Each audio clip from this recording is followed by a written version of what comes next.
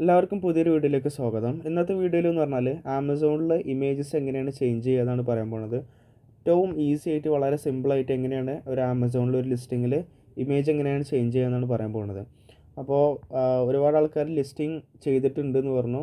നമ്മൾ ഇതിൻ്റെ മുന്നത്തെ വീഡിയോയിൽ നമ്മൾ ഡീറ്റെയിൽ ആയിട്ട് വീഡിയോ ഉണ്ടാക്കിയിരുന്നു. അതായത് എങ്ങനെയാണ് ഒരു പ്രൊഡക്റ്റ് കണ്ടുപിടിക്കുക എന്നുള്ളത്. ഏറ്റവും കൂടുതൽ ഡിമാൻഡുള്ള എന്നാൽ ഏറ്റവും കൂടുതൽ കുറഞ്ഞ സെല്ലേഴ്സ് വിൽക്കണ ലോ കോമ്പറ്റീഷനിൽ കൂടുതൽ ഡിമാൻഡുള്ള പ്രൊഡക്ട്സ് എങ്ങനെയാണ് സോഴ്സ് ചെയ്യുക, അതേപോലെ അതെങ്ങനെയാണ് നമ്മൾ ആമസോണിൽ അങ്ങനത്തെ പ്രൊഡക്റ്റ് അങ്ങനത്തെ കാറ്റഗറി എങ്ങനെയാണ് കണ്ടെത്തുക എന്നുള്ള ഒരു ഡീറ്റെയിൽ ആയിട്ടുള്ള വീഡിയോ നമ്മൾ ഇതിന് മുന്നേ ചെയ്തിട്ടുണ്ട്.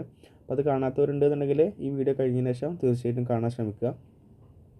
അപ്പോൾ ഇന്നത്തെ വീഡിയോയിൽ എന്ന് പറഞ്ഞാൽ ഒരു ലിസ്റ്റിംഗ് ആമസോൺ ലിസ്റ്റിംഗ് ഉണ്ടാക്കി കഴിഞ്ഞാൽ ചിലപ്പോൾ ആ ഒരു ലിസ്റ്റിംഗ് സപ്രസ് ആയിട്ടുണ്ടാവും. അപ്പോൾ ലിസ്റ്റിംഗ് സപ്രസ് ആവാൻ കുറച്ച് കാരണങ്ങളുണ്ട്. അപ്പോൾ അതും ഇതേപോലെ മുന്നത്തെ വീഡിയോയിൽ നമ്മൾ ചെയ്തിട്ടുണ്ട്. അപ്പോൾ ഒരു ബേസിക്കായിട്ട് നമ്മളൊരു ഐഡിയ പറഞ്ഞുതരാം എന്താണ് ലിസ്റ്റിംഗ് ഇമേജസ് സപ്രസ് ആവാൻ കാരണം എന്നുള്ളത്.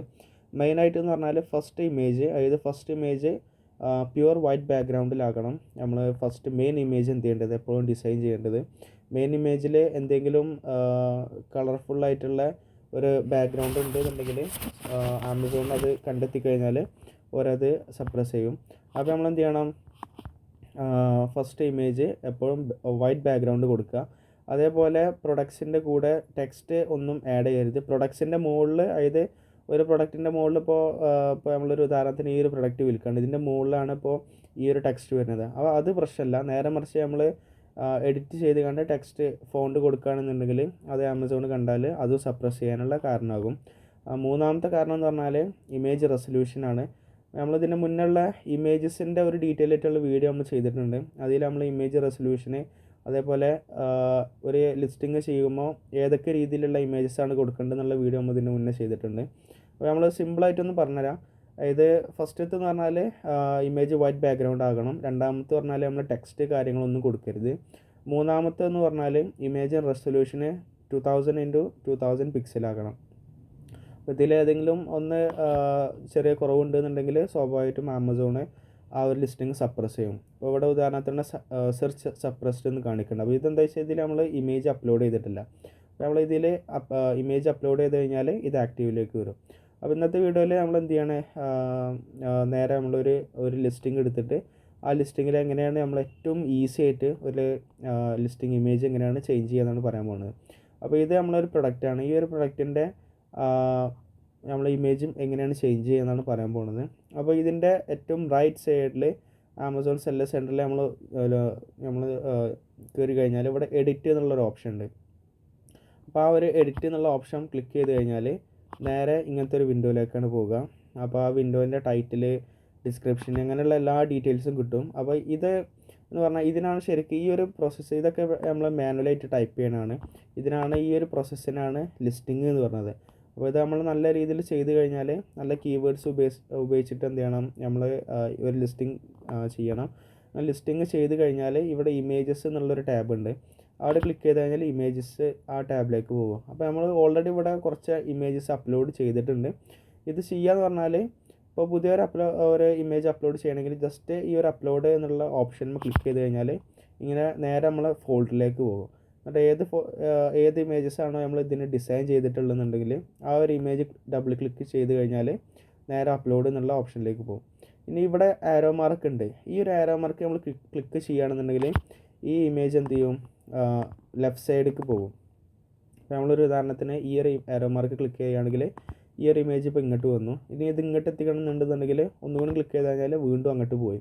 അങ്ങനെയാണ്. ഇനി ഇത് ഡിലീറ്റ് ചെയ്യണമെങ്കിൽ ഈ ഒരു ഡിലീറ്റ് ഇമേജ് എന്നുള്ളൊരു ഓപ്ഷനിൽ ക്ലിക്ക് ചെയ്ത് കഴിഞ്ഞാൽ ആ ഒരു ഇമേജ് ഡിലീറ്റ് ആയിപ്പോയി.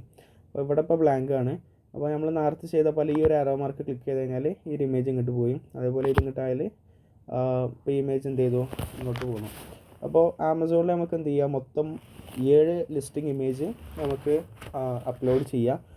ഇവിടെ ഇപ്പോൾ നമ്മൾ എത്ര എണ്ണം ചെയ്തിട്ടുണ്ട്, 1 2 3 4 5 6 ഇമേജാണ് നമ്മൾ ചെയ്തിട്ടുള്ളത്. ഒരു ഇമേജും കൂടി കൊടുക്കുക.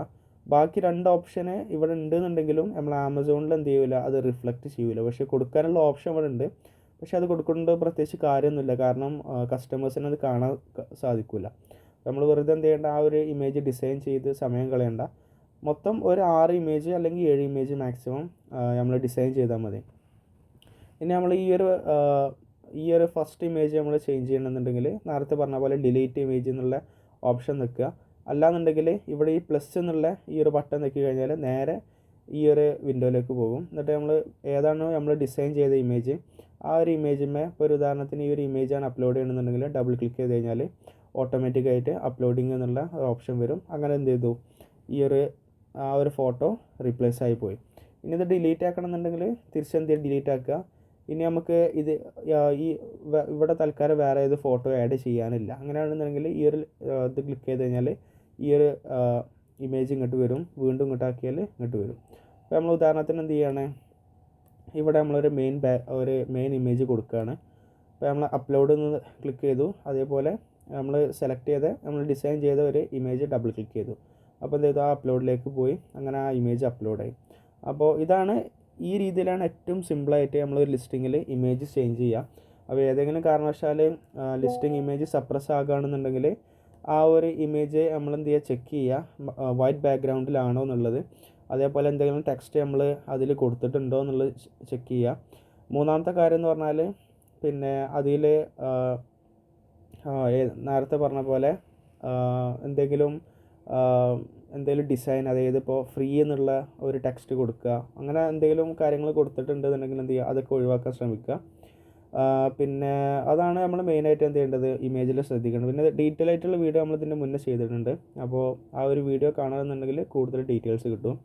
പിന്നെ ഈ ഒരു ചാനൽ റീഗ്രോ മീഡിയ മലയാളം എന്ന് പറഞ്ഞത് സാമി അക്തർ എന്നുള്ള ഒരാളായിട്ട് കൊളാബ് ചെയ്തിട്ടാണ്. അപ്പോൾ നമ്മൾ ഡീറ്റെയിൽ ആയിട്ടുള്ള ഒരു കോഴ്സ് ചെയ്തിട്ടുണ്ട്. ആ കോഴ്സിൽ നമ്മൾ എങ്ങനെയാണ് ഒരു പ്രൊഡക്റ്റ് ലോഞ്ച് ചെയ്യുക, അതേപോലെ A to Z കാര്യങ്ങൾ ആമസോണിൻ്റെ ഇപ്പോൾ നമ്മളൊരു ഏറ്റവും കൂടുതൽ കോമ്പറ്റീഷൻ കുറഞ്ഞ, അതായത് ഏറ്റവും കൂടുതൽ ഡിമാൻഡുള്ള എന്നാൽ ഏറ്റവും കൂടുതൽ കുറഞ്ഞ സെല്ലേഴ്സുള്ള ഒരു പ്രൊഡക്റ്റ് എങ്ങനെയാണ് നമ്മൾ സോഴ്സ് ചെയ്യുക, അതേപോലെ അലിബാബയിൽ നിന്ന് എങ്ങനെയാണ് നമ്മൾ സാധനങ്ങൾ മേടിക്കുക, അതേപോലെ അതെങ്ങനെയാണ് നമ്മൾ ലിസ്റ്റ് ചെയ്യുക. അതായത് ഇപ്പോൾ നമ്മളൊരു പ്രൊഡക്റ്റ് ലിസ്റ്റ് ചെയ്യണമെന്നുണ്ടെങ്കിൽ ഇവിടെയൊക്കെ നമ്മൾ എന്ത് ചെയ്യണം, ഇതൊക്കെ നമ്മൾ മാനുവലായിട്ട് ടൈപ്പ് ചെയ്യണം. അപ്പോൾ ഇത് ജസ്റ്റ് ടൈപ്പ് ചെയ്താൽ പോരാ, ഇത് നമ്മൾ എന്ത് ചെയ്യണം, കീവേഡ്സ് യൂസ് ചെയ്തിട്ട് മാക്സിമം കീവേഡ്സ് ഇതിൽ ഇൻക്ലൂഡ് ചെയ്യണം. അപ്പോൾ ആ കീവേഡ്സ് ഇൻക്ലൂഡ് എങ്ങനെയാണ് ചെയ്യുക, കാരണം മാനുവലായിട്ട് നമുക്ക് കീവേഡ് ഇൻക്ലൂഡ് ചെയ്യാൻ കഴിയില്ല. കാരണം ഈ ഒരു കീവേഡിന് എത്ര റാങ്കിങ് ആണ് ആമസോണിലുള്ളത് നമുക്ക് അറിയാൻ പറ്റില്ല. അപ്പോൾ അതിന് ഒരു പ്രത്യേക ടൂളുണ്ട്. അപ്പോൾ ആ ടൂള് ഫ്രീ ആണ്. അപ്പോൾ ആ ടൂൾ ഉപയോഗിച്ചിട്ട് എങ്ങനെയാണ് ചെയ്യുക എന്നുള്ള ഡീറ്റെയിൽ ആയിട്ടുള്ള വീഡിയോ ഒരു കോഴ്സായിട്ട് നമ്മൾ ചെയ്തിട്ടുണ്ട്. ആ കോഴ്സ് ഇംഗ്ലീഷിലും അതേപോലെ ഹിന്ദിയിലും അവൈലബിൾ ആണ്. അപ്പോൾ ആ കോഴ്സ് ആക്സസ് എന്ന് പറഞ്ഞാൽ തികച്ചും ഫ്രീ ആണ്. അപ്പോൾ ആക്സസ് കിട്ടാൻ താല്പര്യമുള്ള ആൾക്കാർ ഡിസ്ക്രിപ്ഷനിൽ പോയി കഴിഞ്ഞാൽ ആ ഒരു ആക്സസ് കിട്ടാനുള്ള കാര്യങ്ങൾ അതിൽ നിന്ന് മനസ്സിലാകും. അപ്പോൾ വീഡിയോ കണ്ടതിൽ വളരെ നന്ദി. അടുത്ത വീഡിയോയിൽ കാണാം. Thank you. Have A nice day.